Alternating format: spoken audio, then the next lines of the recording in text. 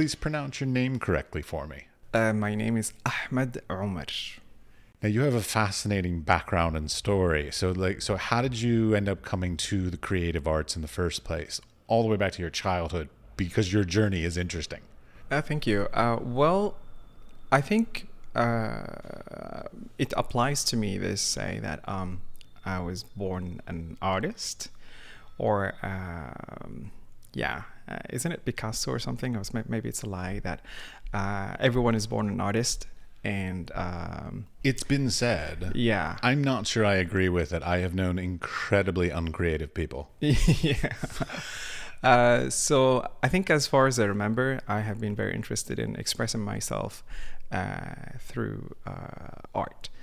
I drew a lot as a child, as a very little introvert, not so very social kid. I used drawing a lot as a method to keep me company, and also express my feelings, impress my family.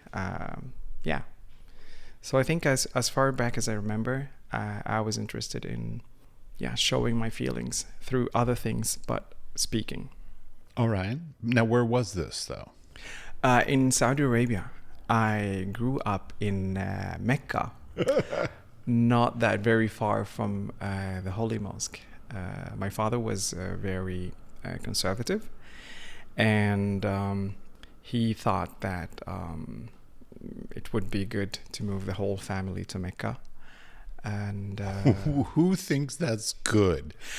Well, Sorry, that's coming from my horrible Western perspective. I know that, because there are lots of people who think that's good. I mean, he devoted his life more or less to praying, and he wanted to be as close as possible to the Holy Mosque, and his ultimate wish was to be buried within the limits of or the borders of the holy city, but he made it and he died there, but he was not allowed to be buried because he was not Saudi. I'm not surprised by that a bit. Yeah. I was in the UAE for 6 years, and not surprised. I mean, not that they're the same, but there's similarities, let's say. Yeah, definitely. Okay, so you went from Saudi Arabia, and then you are currently in Oslo, Norway. So how did that transition happen? Yeah, it's a long way, right? Well, it's a random, Saudi Arabia, Oslo, Norway. Yeah. I decided to move from Sudan, which we moved to afterwards when I got a little bit older. I did not feel that these two places would be a home for me. I saw every sign that makes me very suspicious that my existence in these two countries would be an unhappy and very unwelcomed existence. I knew as well from a very young age, but I did not have a definition by the time, that I am gay. And for my lack of fortune, the two countries I lived in has death penalty for homosexuality. So good reason to leave. Yeah. And I had felt that I'm not gonna live very long, because I did not see any kind of life like mine that I identify with or relate to. I am gay, and I want to be an artist in a society that does not appreciate art in the way that we appreciate it here in the West, because I come from a poor country where people have the priority of having bread on the table. Just to be clear, the poor country was not Saudi Arabia. Yes. So I saw that I literally have no chance to live there. I have no life as an artist, as a queer person. as someone who loves to be free, as also someone who is an atheist. So I'm so bad. Okay, help me out. Atheist versus agnostic. What is atheist? atheist is when you just don't believe in any power or divine power. Agnosticism, as far as I know it, is that like you know that there is a God or A higher power. a higher power Right. somewhere, but maybe you don't identify it as the God of Islam or Christianity. God of thunder. Yeah, the angry one and the one who tortures. Well, the Druids or pagans or whatever. So okay, so atheist means no belief in higher power. Agnostic is belief in a higher power, though not necessarily any particular religion. Yeah. I mean, I just saw that there is no point to rely on someone else's power. I think I have this idea of that if we look inwards, then we have the power to face life without the divine. I tried that myself because I used to rely a lot on Allah in doing a lot of things, and then when I arrived here to Norway and I had the chance to be the person who I wanted to be, and also think that I literally did a test with myself where I thought that I will not say inshallah. Inshallah means like if Allah willed. I just have to work hard and see if my dreams will come true. And it did happen. I know. When I was in the UAE, my students would always say inshallah. Yeah. When I would be like, so you have a test tomorrow, don't forget. And they're like, oh, inshallah. And Yeah. I'm like, no. You actually have a test tomorrow. It's not a God willing. It's the test will really be there. Exactly. I mean, it's also become an expression that means that you are not intending to do this thing that you're supposed to do. And that's what they were really trying to tell me, Yeah. which I was not tolerant of. No. Which is probably why I'm not there anymore. Yeah. Yeah, don't get me wrong. There's so many reasons why I'm not there anymore. I mean, the racism, the sexism, the racism. wow. Yeah. Well, and then of course homophobia and like blah blah. The class system, the slavery. Like, I mean, my God. It's so many. I mean, when I look back to my time in Saudi Arabia, I'd really think that how did I navigate through that? Through the amount of racism that, I mean, the word slave is easier to say than high. My nationality, Sudani, it become an insult. Like people would insult me and say, you Sudani. And I'm like, it's really crazy. It's still very tribal region. Like that's something that I picked up on. That there's sort of. I mean, don't get me wrong. We have our equivalent of tribes in our own cultures in the West as well. But there it's still literally tribes. Like it's family relations, tribes kind of a thing, and that whole like even just being from another place makes you an outsider, regardless. Like you will never be accepted. I mean, even if it's a different tribe. I saw it like between the tribes in Saudi Arabia, that you're from this tribe, you're less worthy, you're from this tribe, you're dumb, you're from this tribe, and like you're whatever description they put for this tribe. So Sudanese was not a good thing to be. We have like a stereotype of being like stubborn, very temperamental, and also lazy. Interesting. Yeah. And being lazy from a country where neither its youth or its elders work. So I'm talking about Saudi Arabia 20 years ago, or 25 years ago. That's how I experienced it. I sense that there is a change right now, but I don't know whether there is a change that can make me feel welcome there. I doubt that highly within our lifetime, but that's my personal opinion. Because I mean, what you're talking about is the reason why you're not really welcome there. That death sentence thing, that's Sharia law. That's not country law. Yeah. I mean, Sharia law, as horrible as it sounds, it's a very, I would say it's a very lame law. It's not that easy to prove.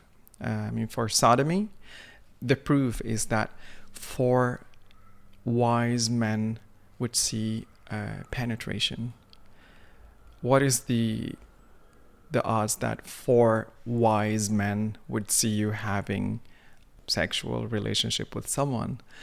And these wise men, they have to be interrogated separately, and if their witness has been a little bit different from the other, the 4 of them will be whipped.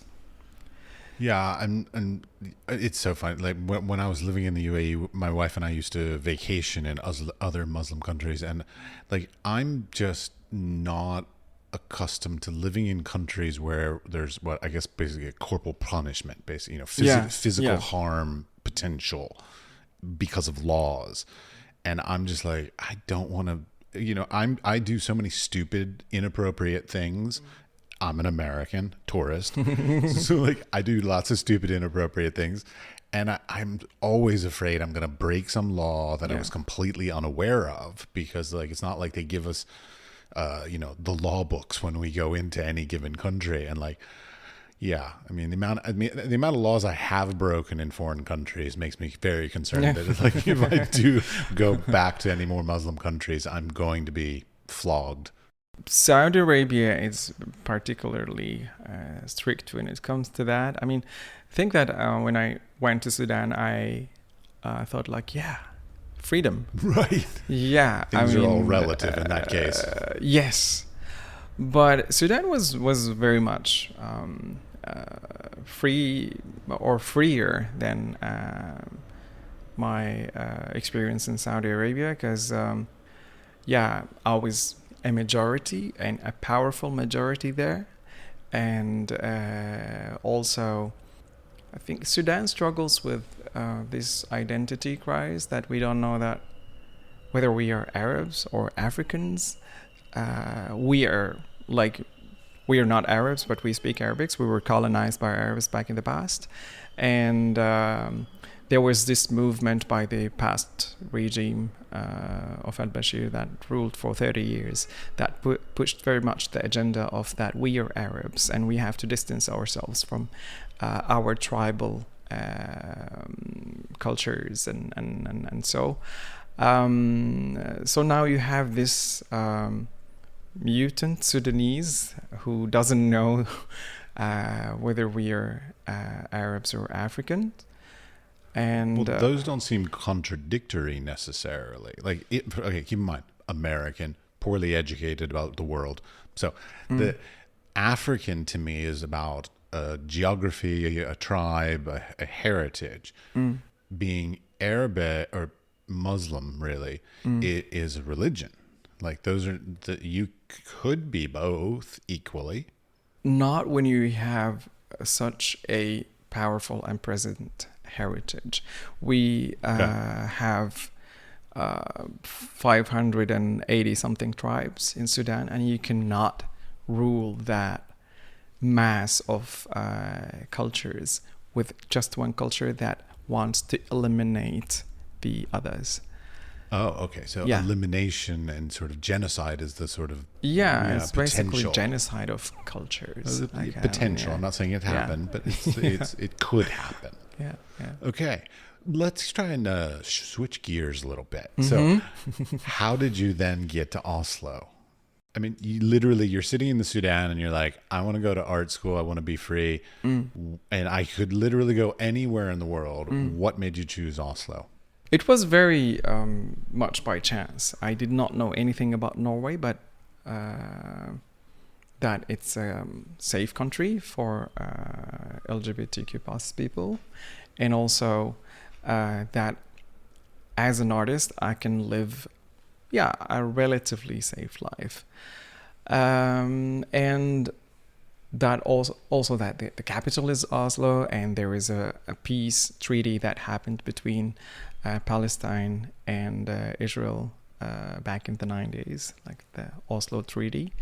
So this is the only thing that I knew about it. So when the time came and my being in Sudan was impossible, I had no choice. Like when Oslo was suggested to me, or Norway was suggested, like I was like, okay, yeah, Norway.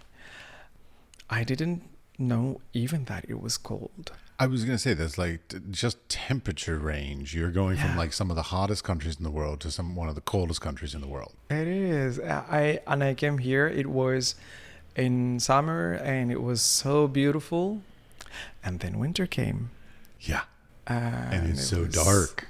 And I was living by the time in the north of Norway, where the sun does not set and does not shine in winter.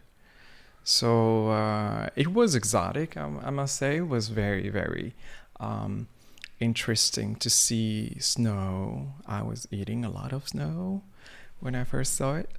And I also has beautiful experiences like seeing the northern light and whales in the fjords and so on. The place was beautiful.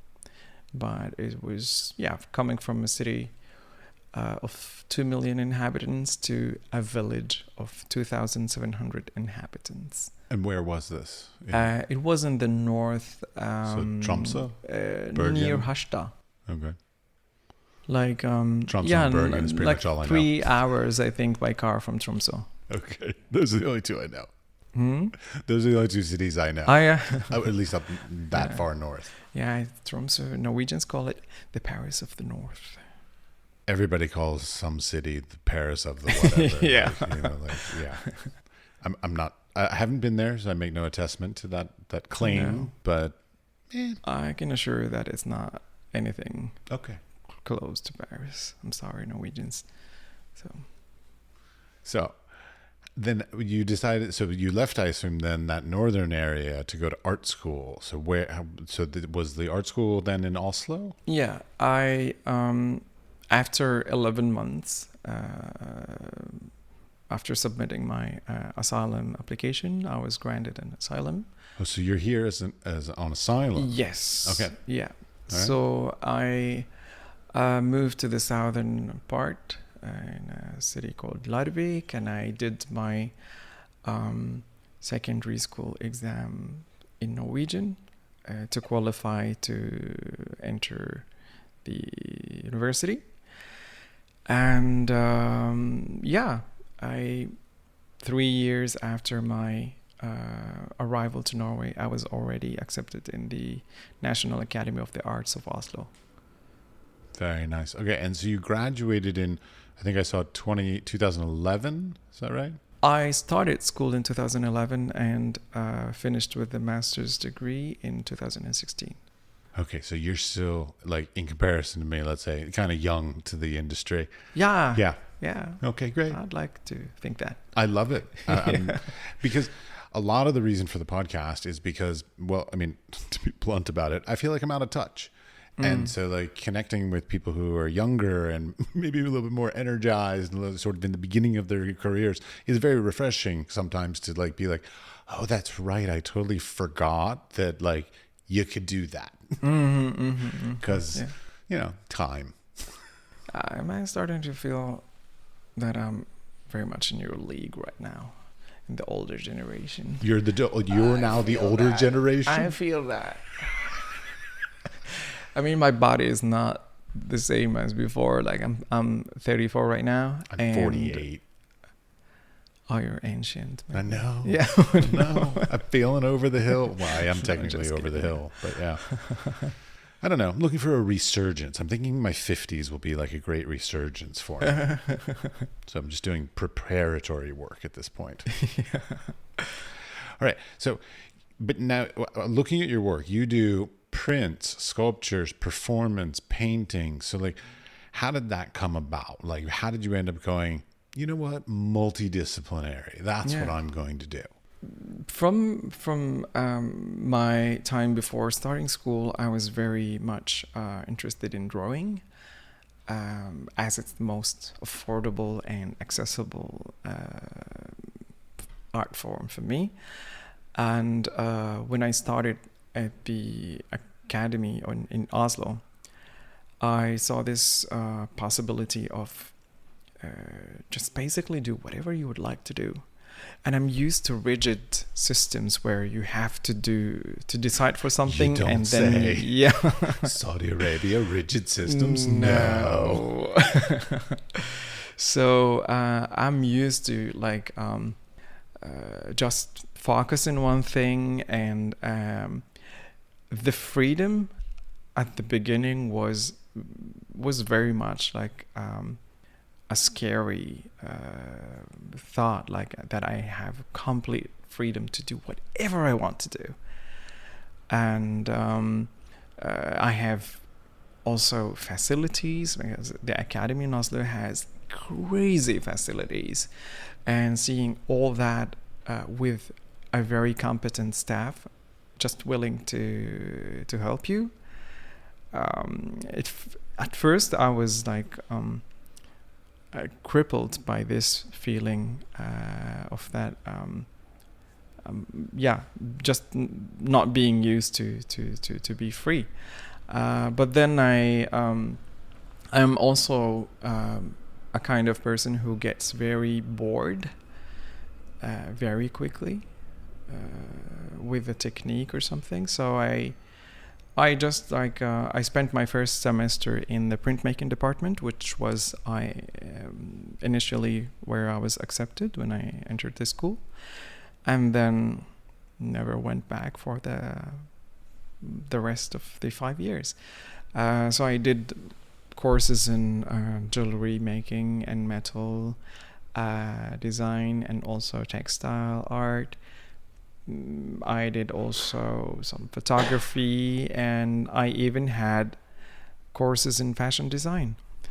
And still, until today, I don't consider myself an expert in something, but I have some experience in different art forms.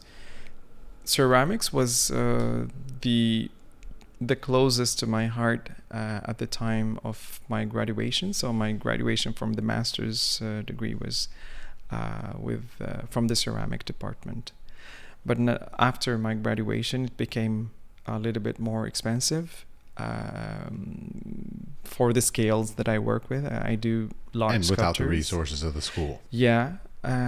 So it was a little bit hard to do ceramics. So I had to do other techniques that can fulfill my desire of making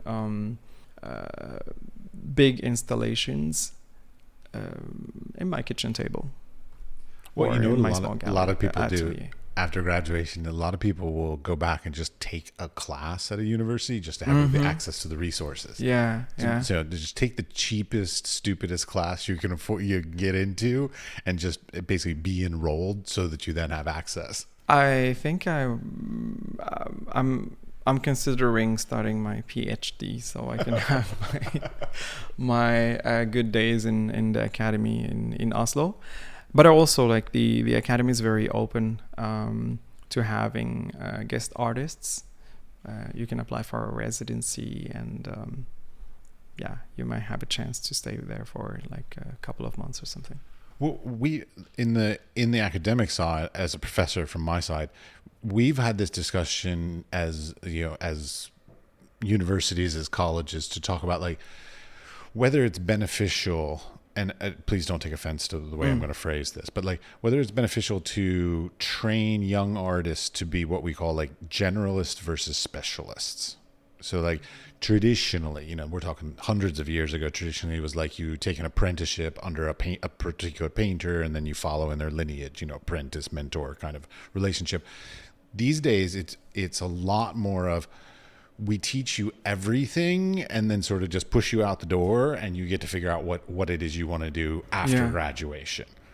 And it's a long-standing debate on whether or not, which one of those is better or worse. I mean, it's not to say, don't get me wrong, we're not going to go back to the mentor-apprentice relationship thing, but having a discipline to sort of become masterful in your undergraduate education, which some ways, you know, like I did, let's see, what did I do? I did not do that. I got a BA, so a general education, Bachelor of Arts.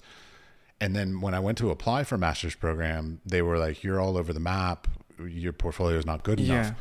So I had to go back and actually take another 2 years of school and get a BFA in photography. Then I was able to take that portfolio and get into a master's program. Right. So I'm sort of the side of like, if you want to go down that path, you kind of need to be specialized. I see your point, and I also experienced that in defining myself when it comes, for instance, to applying for grants. Am I a fine artist, or like artist who does fine art, or we say Norwegian billedkunstner and kunsthåndverker, which means fine art artist and craft artist. I have noticed that delineation. What's the tangible delineation though? So like a fine art artist would be exhibited, sold in institutions and galleries. A craft artist would be what? More utilitarian, functional? They both have the same... we show in the same galleries, but the type of study is different. We're more focused in... That's as far as I see it. Like, we're more focused in skills and techniques. And the fine art artists are more about concept and literature of art. So it has been a little bit difficult for me to figure out or to write that I am a fine art artist or a craft artist. Because some of it you use craft mediums, you know, pottery, ceramics, this kind of stuff. Yeah. But you seem to be doing it in a more conceptual manner. So yeah, that's the point of confusion for me and for the grants applications. Oh, we all do it. I mean, I'm a photographer technically, but I don't even own a camera anymore. But I still use photography. So I'm a photographer who uses photography, but I also use paints and other sort of materials, printmaking, whatever, you know, like encaustic, wax, I mean, like whatever. And so it's one of the hardest things that I find right now is that when it comes to specifically, like, so let's go down to like grant and residency and those kinds of sort of application-based things, even competitions, whatever. There are too many of them that are very specific. Like, they have a very specific topic, very specific mediums, et cetera, that they want people to apply with. But I feel like there are more and more artists these days that are varying in mediums. And so like those grants, residencies, and other sort of competition application form-based things are not keeping up with the fact that artists aren't single medium people anymore. I think for personally for me, I'm still in search of new techniques and new mediums to do my art, and I find all the materials and mediums are just the way of delivering what I think of in a more sensible manner, a way that gives me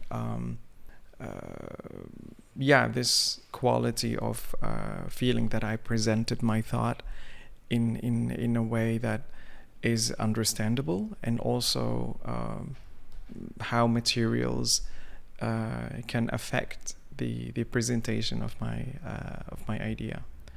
So I don't know, maybe tomorrow, after tomorrow, I'd find something new for a new idea. I'm all about that. I mean, my master's degree actually was in what's they called new genre arts, which I really loved. It sounds so pompous. Like, I love it. Everything with French. I know it doesn't. It even is spelled Genre. Yeah. Even in America, it was spelled that way. Yeah. Just to be clear. But the best part of that education is that it was pretty much what you're talking about, which is you come up with an idea and then you use whatever medium is necessary to express the idea. Mm-hmm. Now, I found that to be a magnificent education later. So like, I feel like a lot of younger artists are sort of in that multimedia interdisciplinary in their bachelor's degrees. Mm-hmm. I didn't come to that sort of new genre technique until my master's degree. And so like I had this nice foundation of all these different techniques. I sort of tried out all kinds of stuff, and I had a working knowledge of lots of different mediums and techniques. And then I came to like investigating conceptual work later in my education. Right. Yeah. And I personally found that very beneficial for me. I can agree in that as well, because let's say for instance the Academy of the Art in Al Khartoum in Sudan. I'm nodding. There is one there. About this school. It's very vocational right now, but they would give you a year where you are obligated to try in each and every department. You get some courses there, and the rest of the education is you choose where you want to specialize. It's a very traditional way, but I find it very, very good. But also, I mean, nowadays it's I feel there is this sense of liberation and letting everyone do whatever they want to do, and so I also see the quality in that maybe there is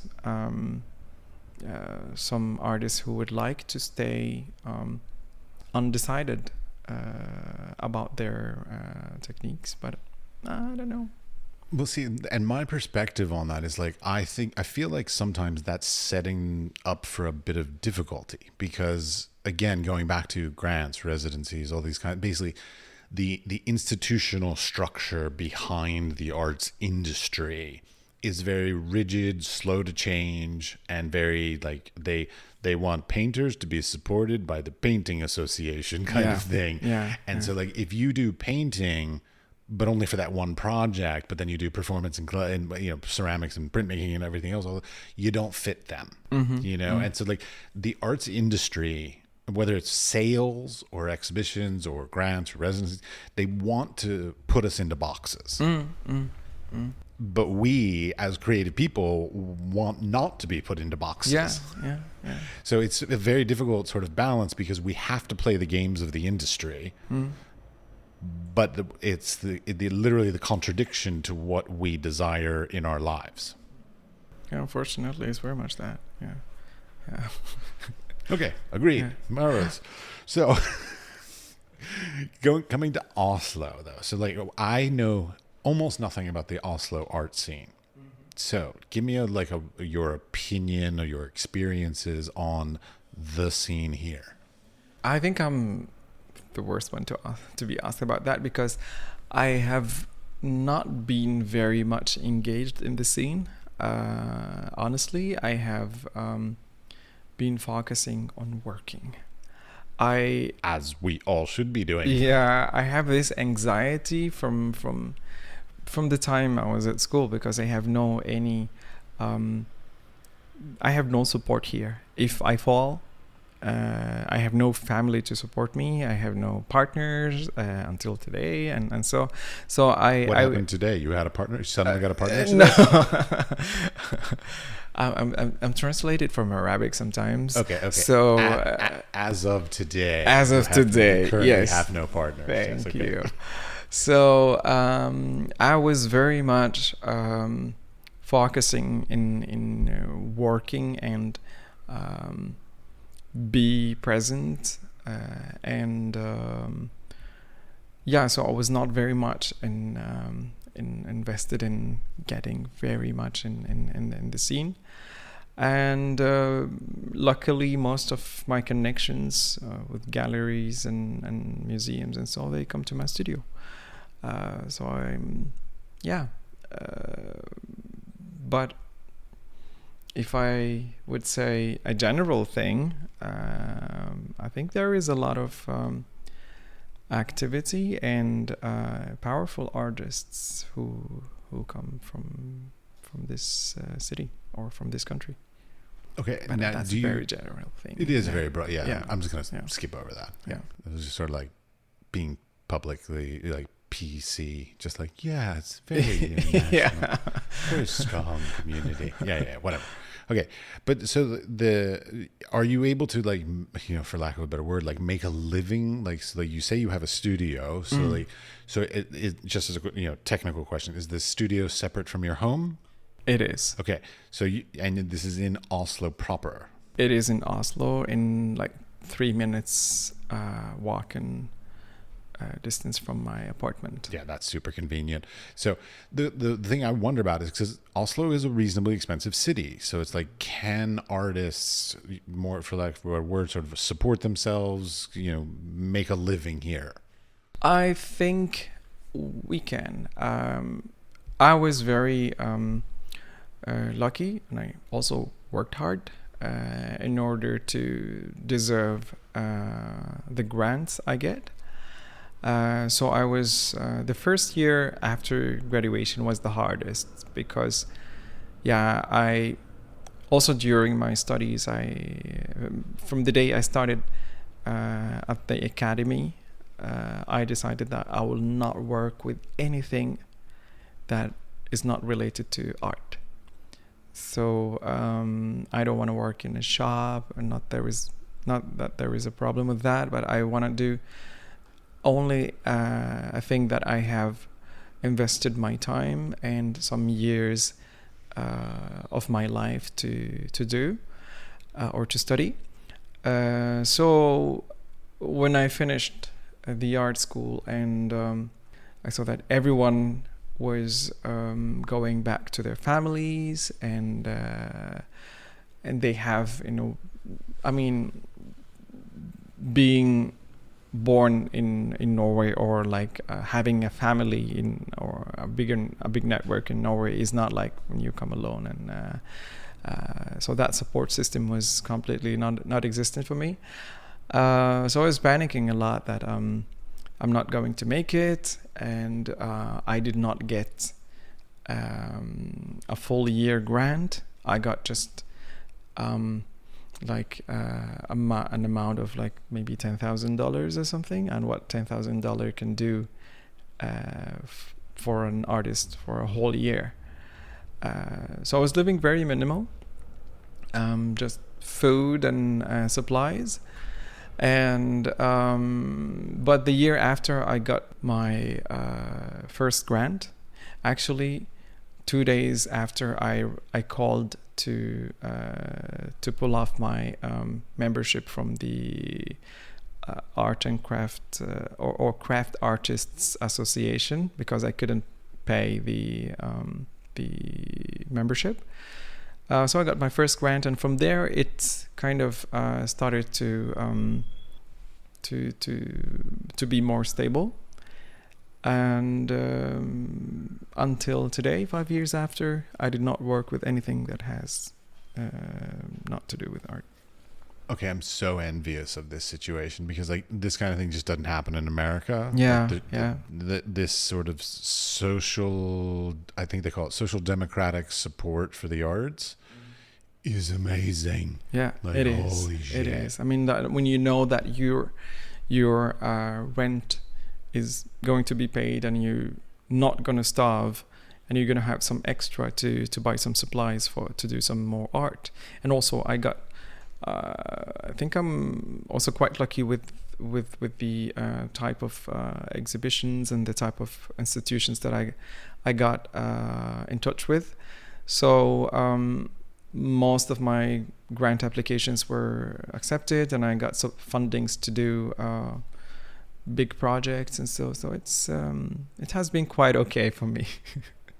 Yeah, I mean, there's so many questions about that, but okay. So I guess one of the questions I would have, and please again don't take offense to this, because I like playing devil's advocate. So like I'm going to ask you what might be an inappropriate question. You can just say you don't want to answer it. It's fine.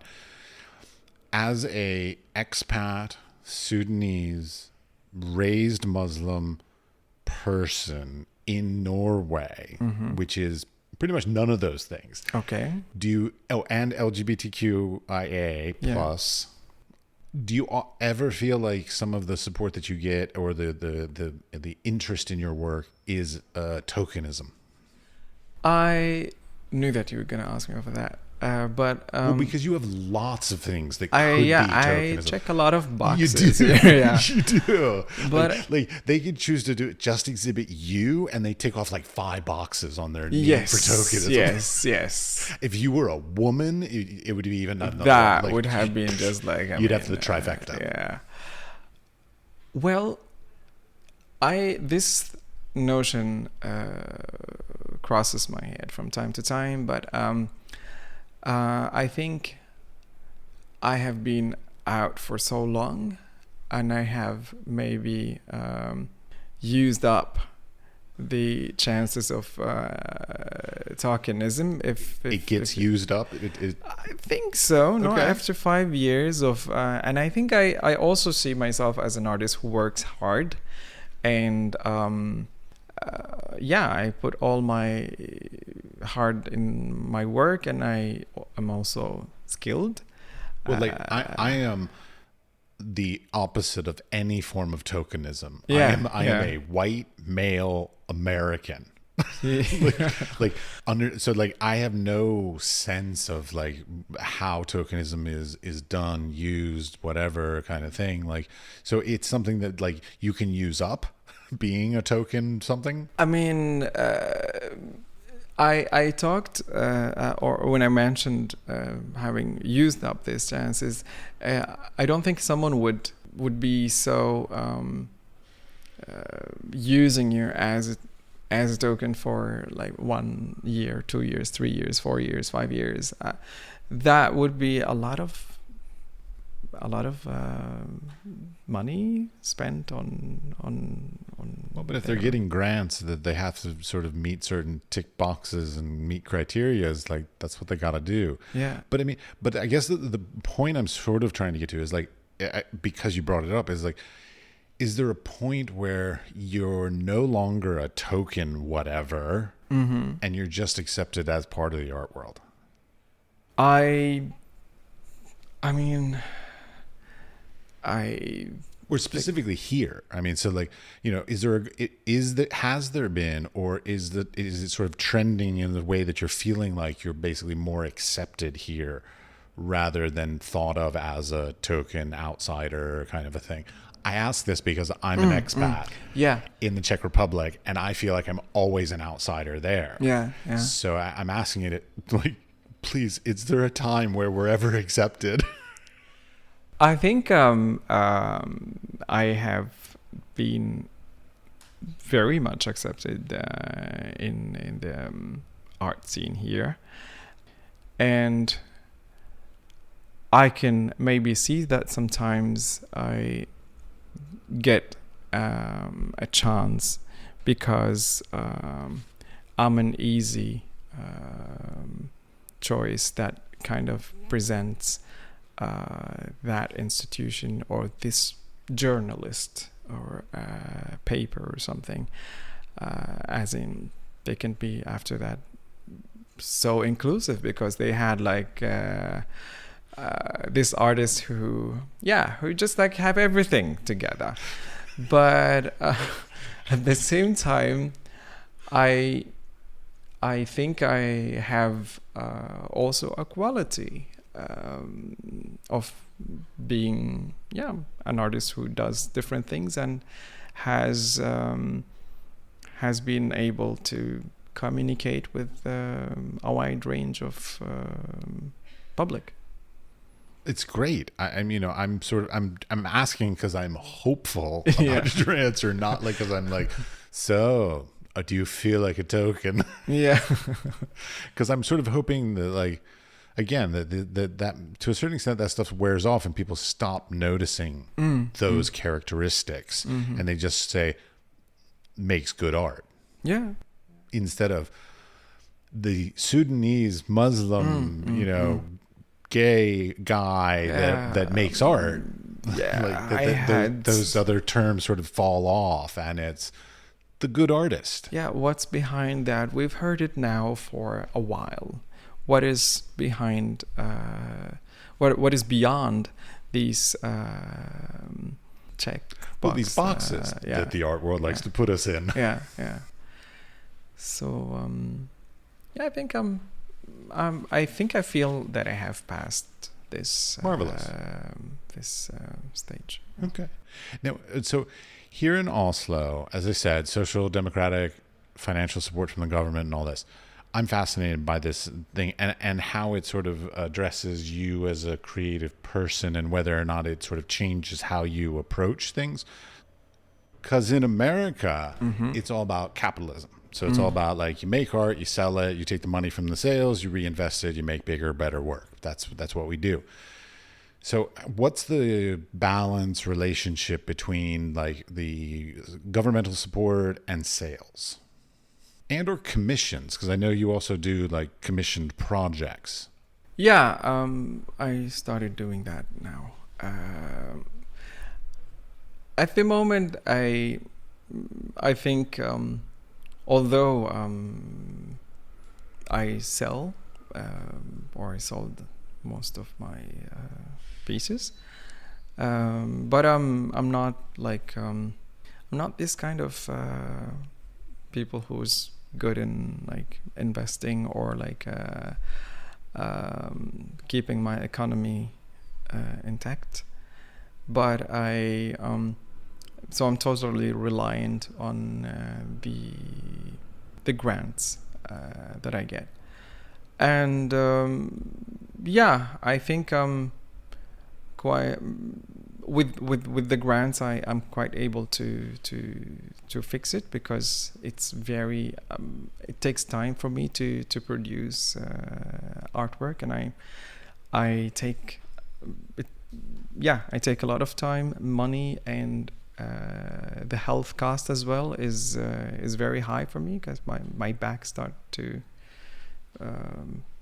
wear out, and so after, especially like in the recent years, it takes a good break after each project, so I can just regain back my health and my mental stability, and so yeah, I will go with the mental part, because, like, I find that, like, when I invest time, energy, and money into a project, when I'm done with it, I'm sort of like, I'm out of ideas, and, like, I need some time to sort of recharge, basically, with new ideas, or, like, as I'm finishing, the other one I find is, like, as I'm finishing a project, I suddenly find this magnificent new idea, and the moment I'm done with the other project, I'm literally over it. I'm like, I'm over it because I've got this great new idea. I still have to exhibit this thing that I'm already past. But nobody knows that, because that's still new to them,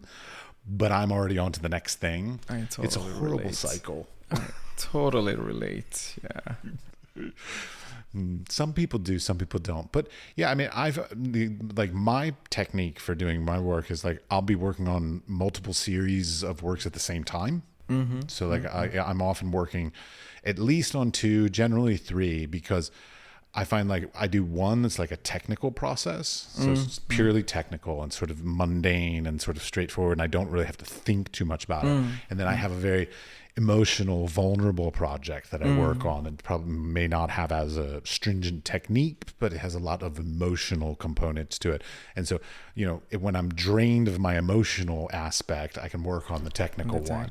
And when I'm bored with the technical one, I can then go back to the emotional one. Yeah. And I just keep doing this back and forth. And then, they come out at different times as they get completed. Right. I have a little bit different way of making. Do tell. I think a lot. I do the emotional part first, and I don't work with parallel projects that much, but I've been working in series that lasts for years. And which was going to be a question, how long does it take you to complete a project?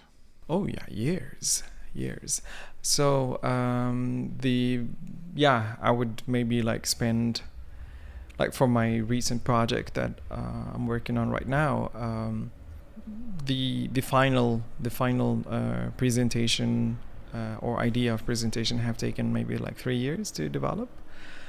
Also the emotional process that I went through from it's about my relationship to my family's heritage and religion versus what I have been taught in Saudi Arabia, and how this kind of deformed my understanding to my Sudanese heritage. So I started to reconnect with that part of my family's traditions and Sudan's history. So it took many years, and then I started slowly with this project, and also overcoming the fear of the divine punishment, because I work with amulets and protection prayers and things just like this. Whoa, slow down. Yeah. You have is this something that was ingrained in you as a child, kind of thing, a fear of these? Yeah. Okay. I have no fear of these things. I grew up in a very extreme fundamentalistic community in Mecca. Yeah. Just Wahhabism. By being in Mecca, yeah. There is some differences between people who live in Mecca, but by what you said about your father, but clearly. some families and the general would maybe be a little bit conservative, but it differs from family to family and how they do relate to that. So I come from a Sufi family or mystic family in Sudan that is very established and very well known.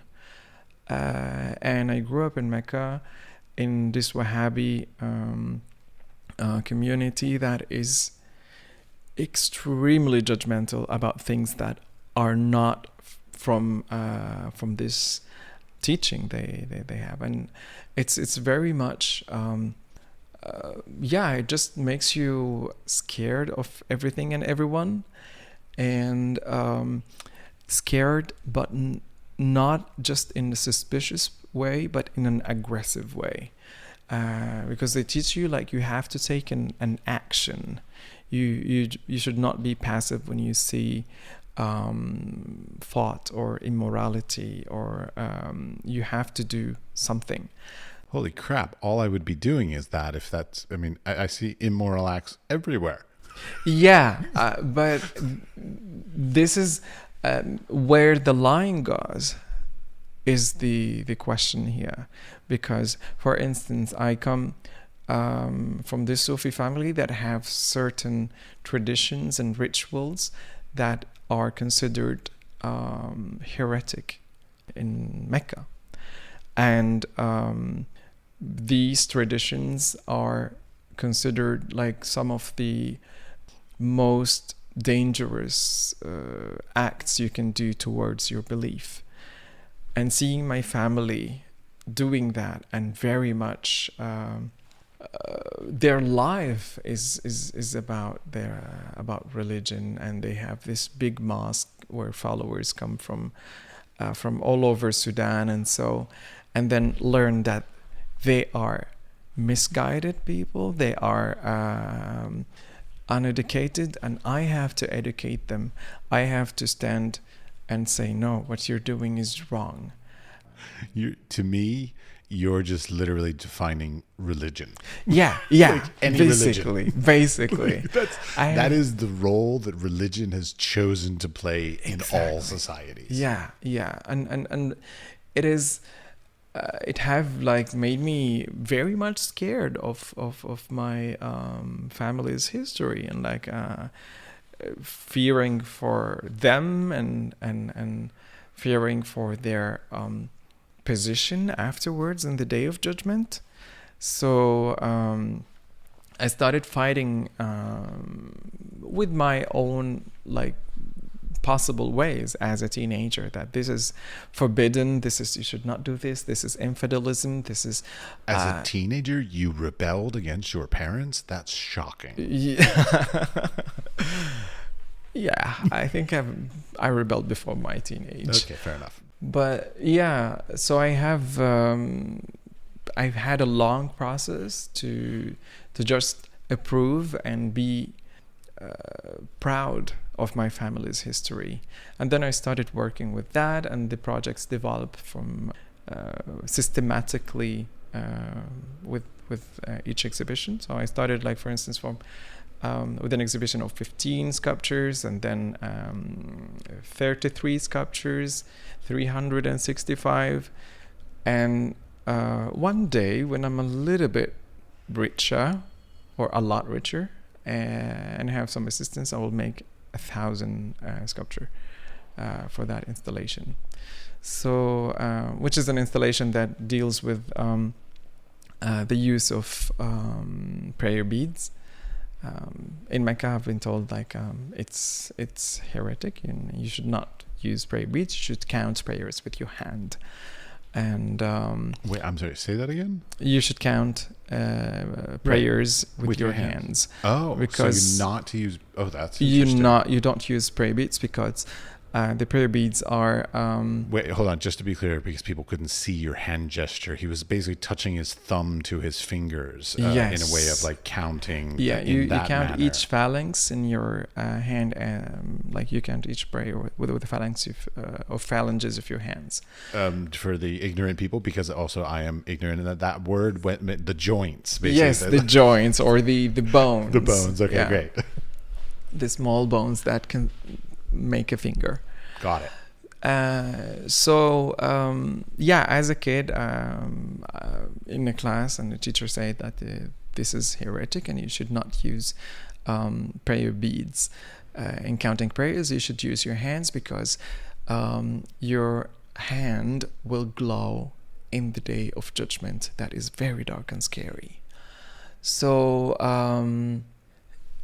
I took this, and back home with my family, they use prayer beads that consist of 1,000 beads.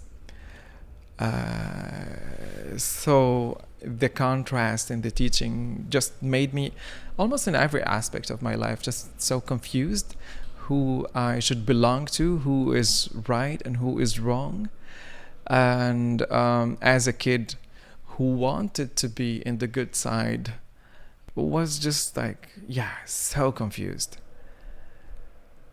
And then I worked with that, and such projects take a long time. And I also worked with my own memories and the process of going through the violence of society, of family, and so on, and processing all that and putting it into an installation or sculpture.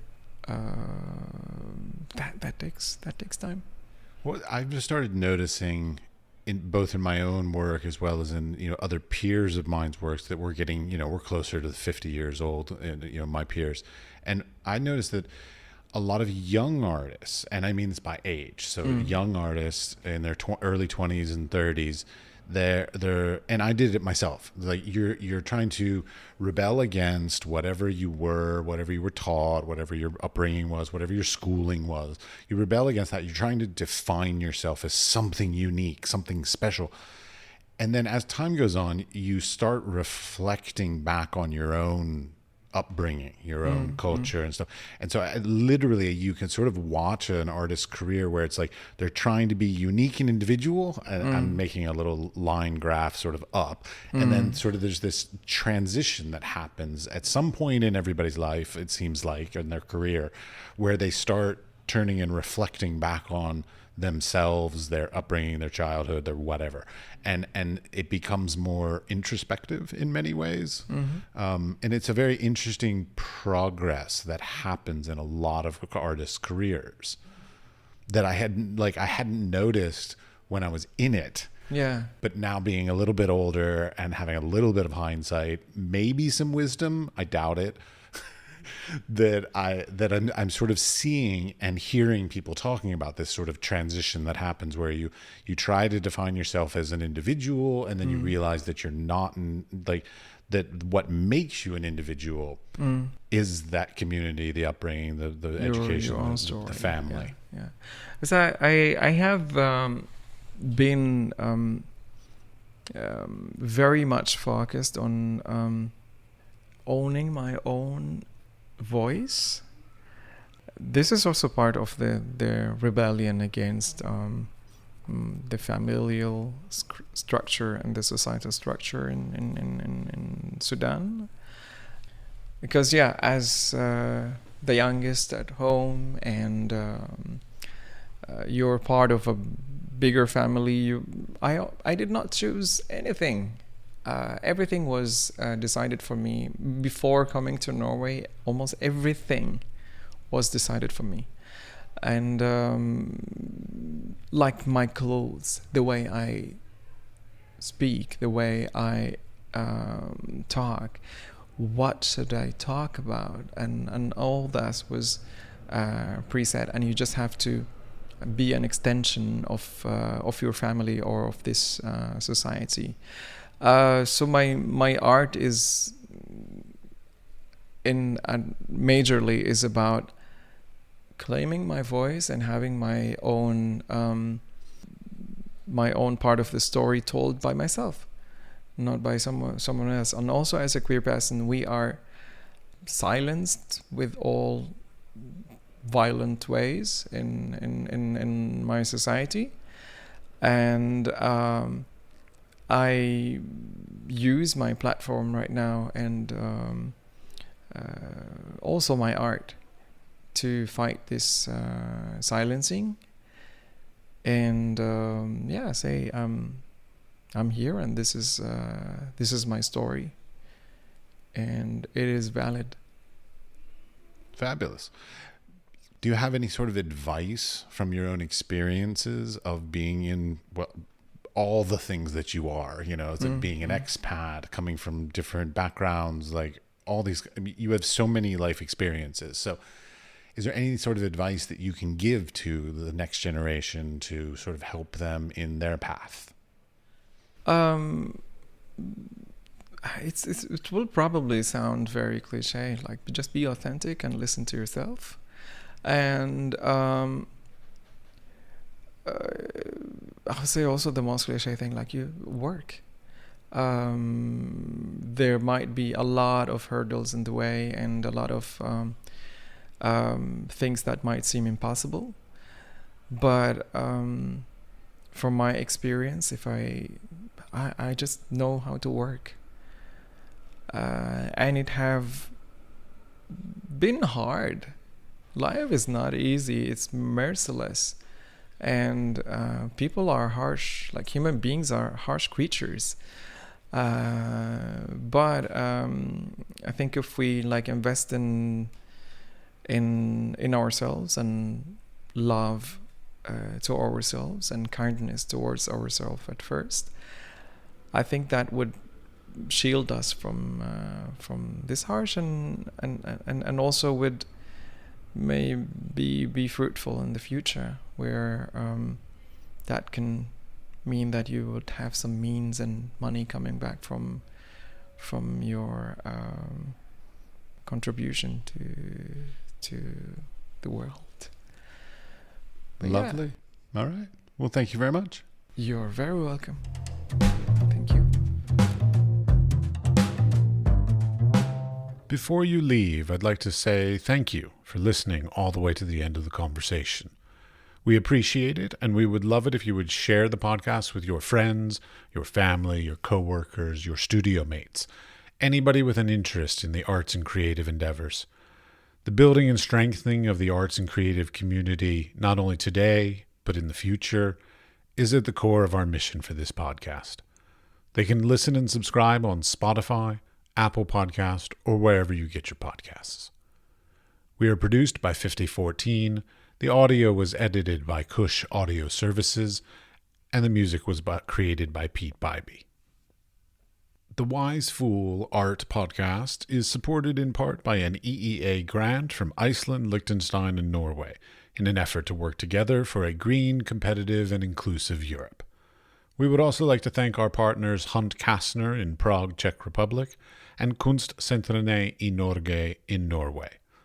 Links to EEA grants and our partner organizations are available in the show notes or on our website, wisefoolpod.com.